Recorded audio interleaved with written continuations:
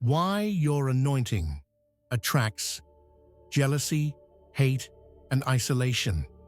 Let me ask you something, and don't answer out loud. Just be honest with yourself. Have you noticed that the more you tried to live right, the more complicated your relationships became? The more you prayed, the quieter your phone got. The more disciplined you became, the more misunderstood you felt. You didn't change your heart. You didn't become arrogant. You didn't hurt anyone. Yet suddenly, people pulled away. And deep inside, a question started forming.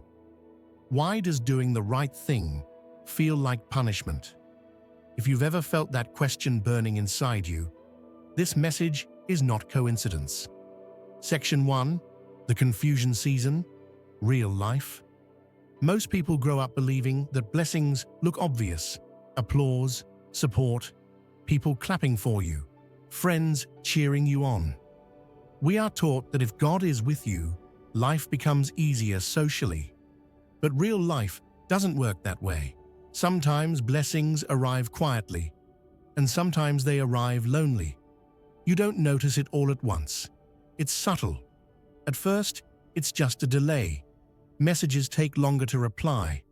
Calls stop coming as often. Then conversations change. They feel surface level, safe, almost polite.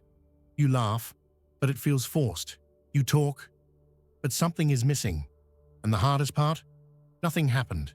No argument, no betrayal, no dramatic fallout. Just a shift.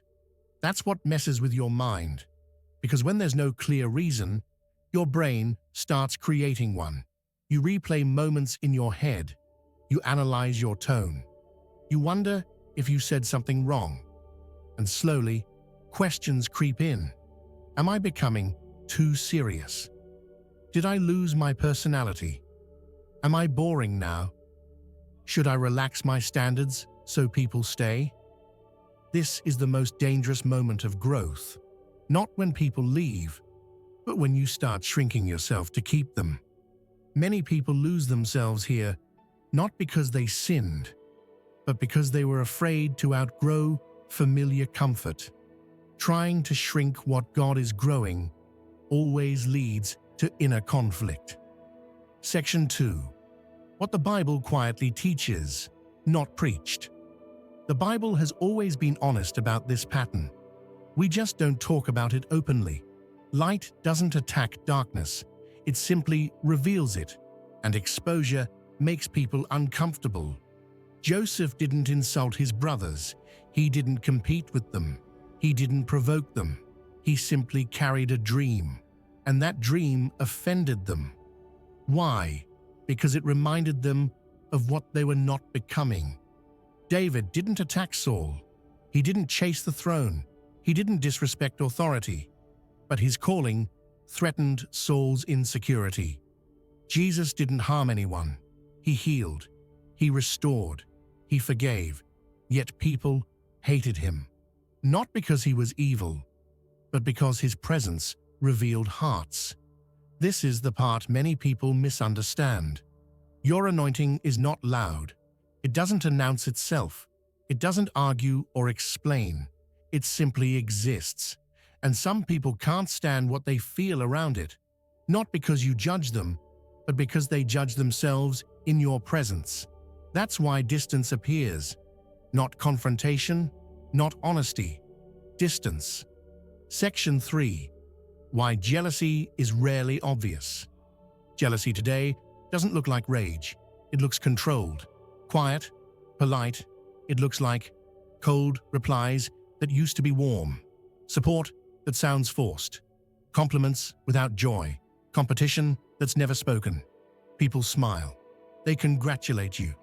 They say the right words, but something feels off, and you feel it before you understand it. Why? Because growth creates contrast. Your discipline highlights their excuses. Your peace highlights their chaos.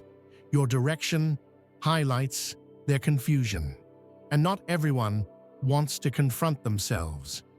Some people would rather resent the reminder then rise to the standard. So instead of changing, they emotionally distance themselves, not because you did something wrong, but because your growth made them uncomfortable. And the most painful part? They may never admit it. Section 4. Isolation is not rejection. This part is important. This is the section that changes everything. Read it slowly. Isolation is not always people abandoning you. Sometimes it's God protecting you. When God prepares someone, He removes unnecessary noise. When God sharpens someone, He limits access.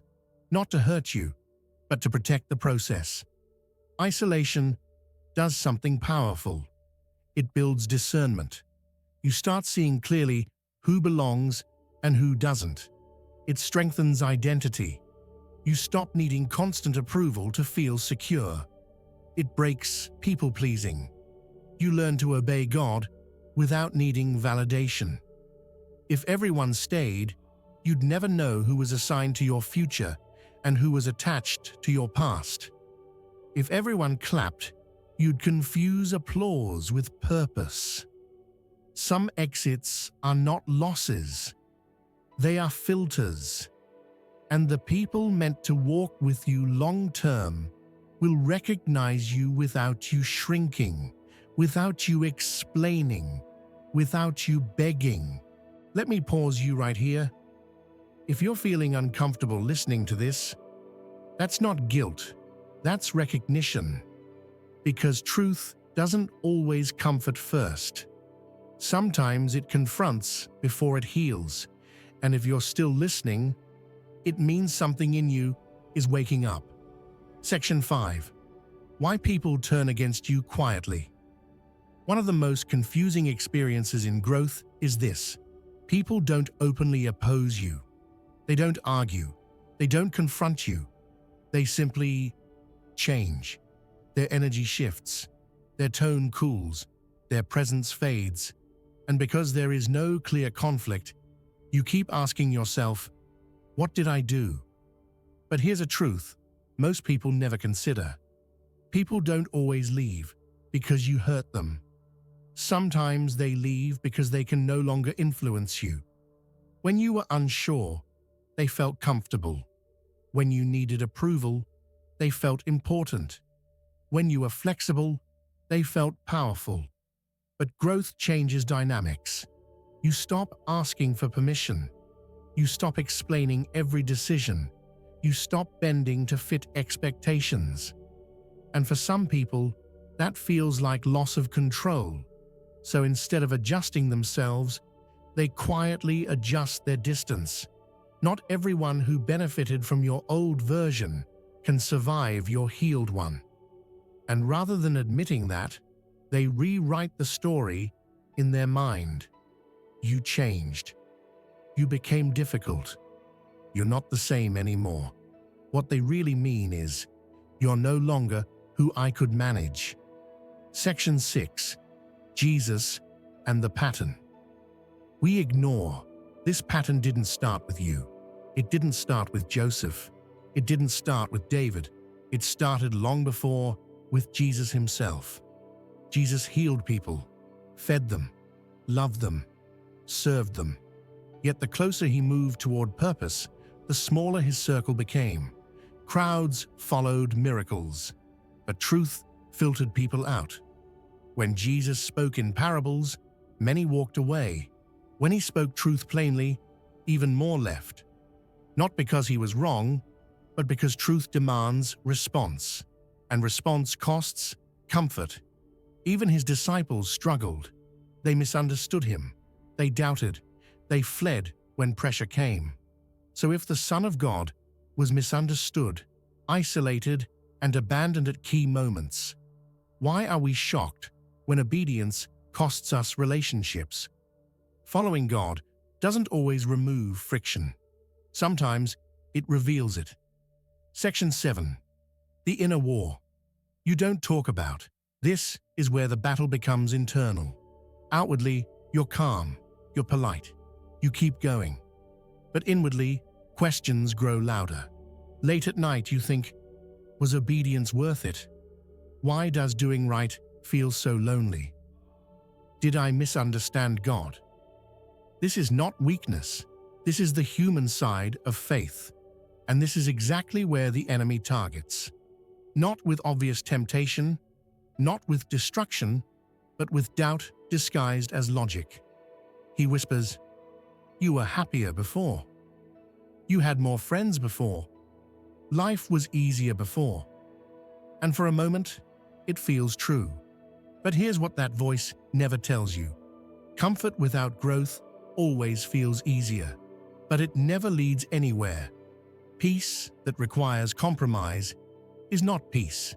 It's delay, and delay quietly steals destiny. This inner war is not a sign you're failing. It's a sign you're being refined. Section 8. What is actually happening? This is the part most people never hear explained clearly. God removes people before elevation, not after. Why? Because access becomes dangerous at higher levels. Some people cannot go where God is taking you, not because they are evil, but because they are unprepared. If they stayed, they would misunderstand your growth, question your decisions, pull you backward emotionally. So God creates distance early, when it hurts less and teaches more. Distance now prevents damage later. What feels like loss is often protection. What feels like isolation is often alignment. And one day, when you look back, you will realize God didn't take people from you. He saved you from delays you couldn't see. If this message connected with you in any way, take a moment to like this video.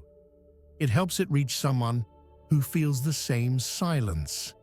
Subscribe if you want real, grounded biblical insight without fear or noise. And if you feel comfortable, leave a comment. I'm growing, even if it's lonely. You're not alone in this season.